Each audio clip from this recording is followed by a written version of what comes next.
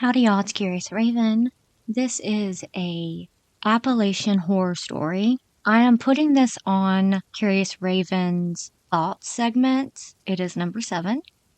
It is more of me telling the story, not really giving much advice, and just kind of talking about it after. It is by No Preparation 1870, and it's called Appalachian Horror. I figured the best way to start this is by stating that this is a series of events that I have experienced throughout my 27 years of life in the Appalachian region of the rural Southwest Virginia. Some have just been feelings, while others have left me unstable to be outside after dark, which, as many of you may know, is something that you never do when you live as deep in the mountains as I do. First, I will go back as far as I can remember to when we had just started living in the house we still currently live in. In the grand scheme of things, our house really isn't all that old. If I remember, it was built somewhere around the 60s to 70s, so really not that old. When my grandparents bought the house and we moved in was when the experiences started happening. They weren't bad experiences, don't get me wrong. Mainly things being moved, shadows out of the corner of the eye, strange smells and sounds, but nothing I would call bad, just strange. My mother and father had moved a trailer onto my grandparents' property at that time as well, and my mother, unlike my granny and myself, is very much a skeptic. I vaguely remember her always brushing off Granny telling her about the strange smells and other things happening around the house, until one day she was by herself at the trailer. My brother and I were at school, Granny was at work, and my pawpaw was most likely in his recliner at the house. Something to know about where the trailer sat at the time and the land we own. We own a few acres of land with a creek running about halfway through it, splitting the land that we lived and worked on from the land that was almost entirely mountainside. The trailer was sat at the very edge of the property by the creek. There was about half an acre of land between the house and the trailer, and my mother, who was home alone, started smelling a man's aftershave. Could potentially mark that up to my father, except my father didn't wear anything like that when he was alive. Not that he didn't like it, that stuff just never smelled good to him. Granny always said that smell goods always rotted on your daddy, even as a baby. So it wasn't my father. My pawpaw was in the house at the other end of the property, and she just couldn't figure out where this clove-like smell was coming from. Things went on like that for a long time. Objects being moved, the smell of a man's aftershave, all of it. Finally, and I don't know what prompted it, my grandparents decided to get the house wiring checked out. Turns out that the house had been wired with the same kind of wires that were used in coal mines, and a lot, if not most, of the wires were bad. Strangely, once the wiring was fixed, all the strange happenings in the house and property stopped. Granny still says to this day that the previous owner was looking out for us. Now, we're going to skip forward a few years. By this time, my mother has divorced my father, given up custody of me and my brother to our grandparents. I'm still at the age where playing outside in the dirt and creek is the most fun of a southern child can have, and I have made myself a little place across the creek and a little thicket to play in.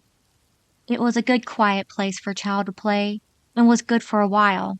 There's always a feeling that comes with being watched, different feelings to being watched, and this feeling I got, even as a child, was not a welcoming nor friendly sort of watching. I never found out what it was, nor have I gone back to that little spot I used to play in. Even approaching the area I used to play in gives me such a sense of dread and apprehension that I have never been able to shake. A few years later, my brother and I are living with my mother and her new husband. A mistake now that I look back on, but that's not post for here. I wanted to decorate my new room. So we went to the local flea market where I bought a clock and a painting to hang up in my room. Now, before these items entered the house, it was just a normal house.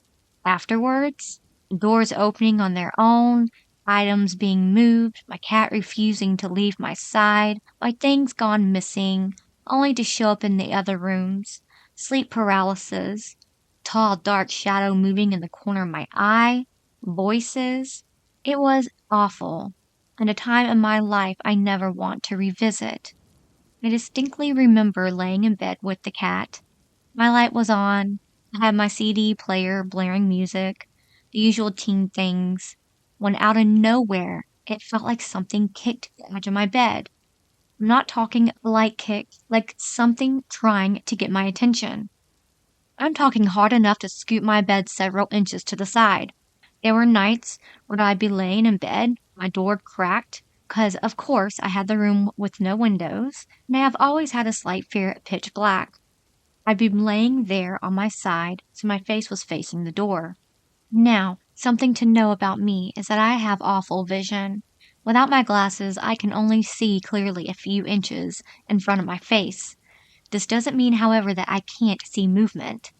I believe that it is far more terrifying to only be able to see a dark blur moving towards you than to clearly see what the blur is. We didn't stay long in that house and was forced to move not long after, and during the move, I was forced to leave the clock behind, and oddly enough, the strange happening stopped.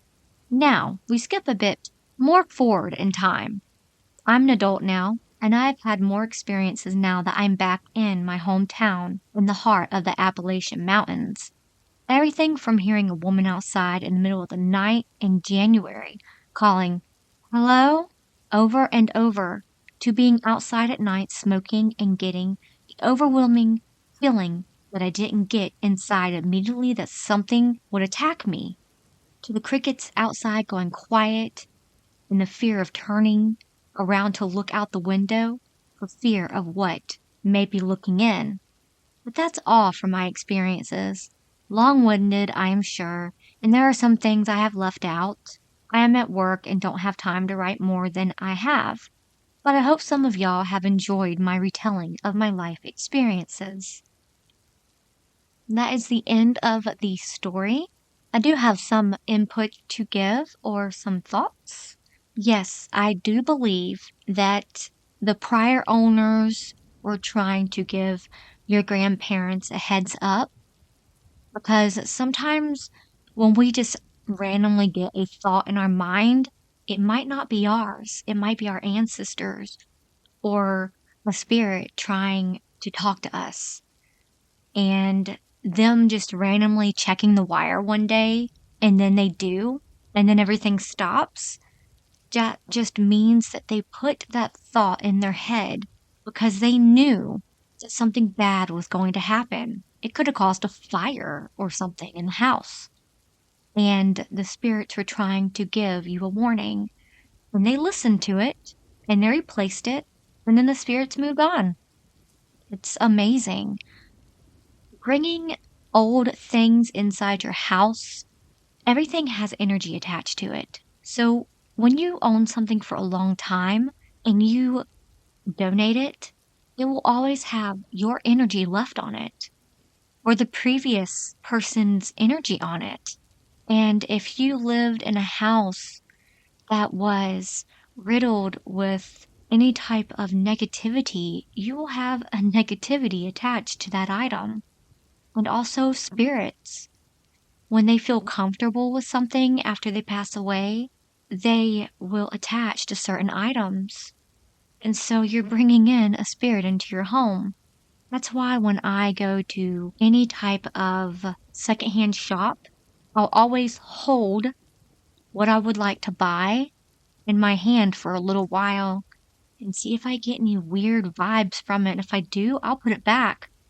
I remember recently I bought this really cute police figurine because we're a law enforcement family, and it was the ceramic police figurines, and they felt okay. But then when I got them home, I just felt a really off feeling about the energy that was coming off of them.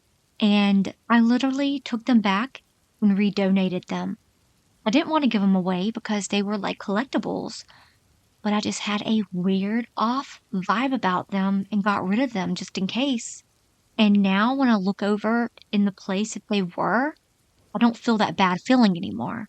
So I think something kind of negative was attached to them or something. But that was my experience. But I hope y'all enjoyed that story. I will see y'all tomorrow on Saturday for Creepypasta Saturday. I love y'all very much. But until then, remember it's scary out there. Please like and subscribe.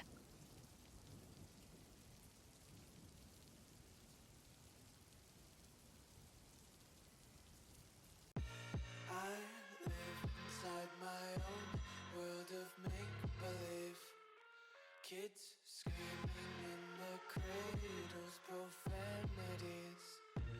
I see the world through ice covered in ink and bleach.